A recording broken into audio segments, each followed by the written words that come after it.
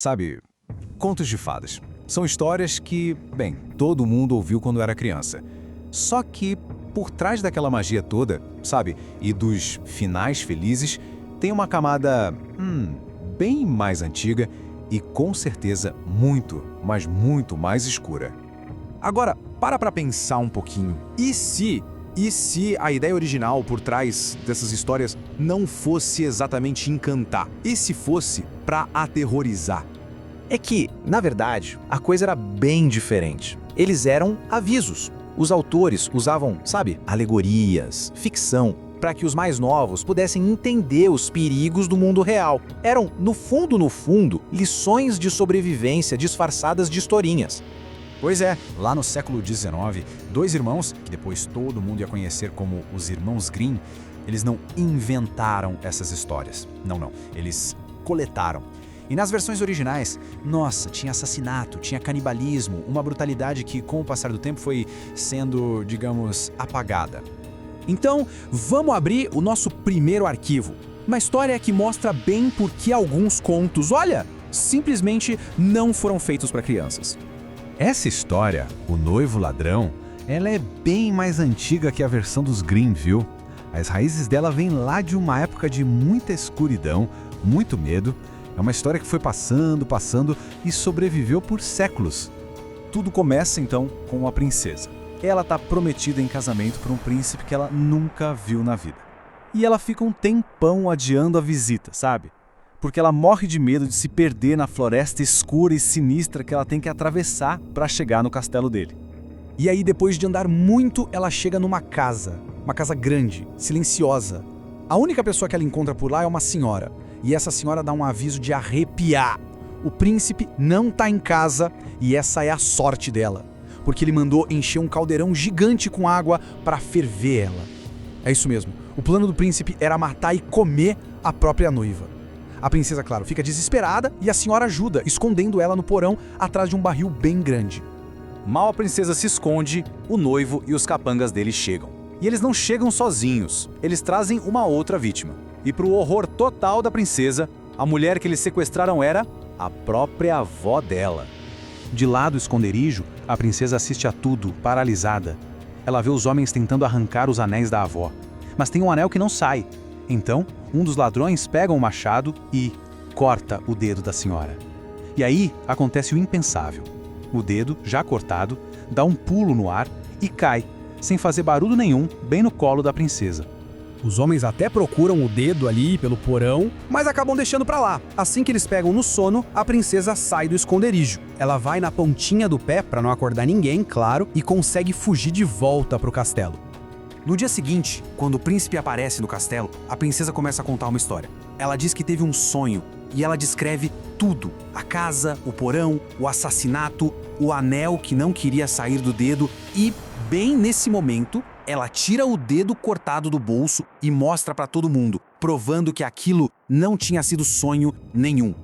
O príncipe, claro, tenta fugir, mas ele é pego na hora. O final da história é rápido e é brutal. O príncipe e todos os seus homens são executados pelo rei. Acabou.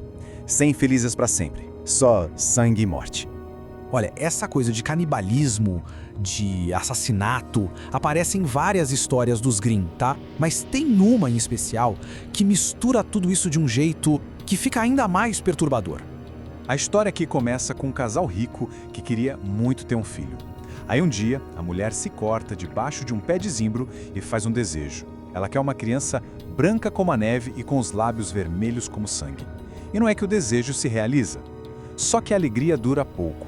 Logo depois do parto, ela fica doente e morre. O pai então se casa de novo.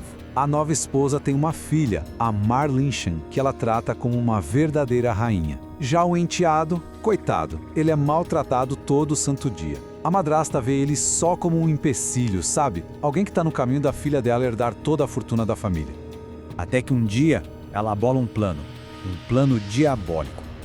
Ela chama o enteado para ir num quarto, onde tem um baú cheio de maçãs. E quando o menino se inclina para pegar uma, ela simplesmente bate a tampa pesada do baú com toda a força no pescoço dele, decapitando o garoto na hora. E o que vem depois é quase impossível de acreditar. A madrasta pega o corpo do menino, esquarteja e cozinha ele num ensopado. Quando o marido chega para jantar, ela inventa uma desculpa, diz que o filho foi visitar uns parentes. O pai, sem desconfiar em nada, come o próprio filho. E ainda diz que o jantar estava uma delícia. Dá para imaginar? Depois do jantar, a meia-irmã, a Marlinchen, arrasada com tudo, junta os ossinhos que sobraram do irmão. Ela enrola eles num lenço e enterra tudo debaixo daquele pé de zimbro, exatamente no mesmo lugar onde a mãe verdadeira do menino estava enterrada. E é nesse ponto que a magia sombria da história aparece de vez. Da árvore, do pé de zimbro, surge um pássaro lindo, que sai voando pela cidade, cantando a verdade para todo mundo ouvir, contando sobre o assassinato que a madrasta cometeu. No final do canto, o pássaro pega uma pedra de moinho, bem grande, e simplesmente solta ela bem em cima da cabeça da madrasta. Ela morre na hora. E no exato momento em que a justiça é feita, o feitiço se quebra e o menino renasce das cinzas. Ele volta à vida. Essas histórias, na forma original delas, eram brutais, não tem outra palavra. E elas dizem muito sobre como era a vida na época em que elas surgiram. Pensa bem: assassinato, traição, canibalismo. Isso não era uma coisa ou outra que aparecia de vez em quando. Não, eram temas que se repetiam o tempo todo. Faziam parte da base dessas narrativas. Eram avisos bem diretos sobre a crueldade do mundo real, um mundo com fome, com doenças, com perigos por toda parte, um mundo onde a justiça era muitas vezes brutal e a vingança podia vir de formas sobrenaturais e aterrorizantes. E tudo isso leva a gente para uma última pergunta. Hoje, no mundo que tenta tanto proteger as crianças de tudo que é sombrio, que lugar essas histórias ainda têm? Será que são só, relíquias de um passado brutal? Ou será que são avisos que, de algum jeito, a gente ainda precisa ouvir? A questão fica no ar.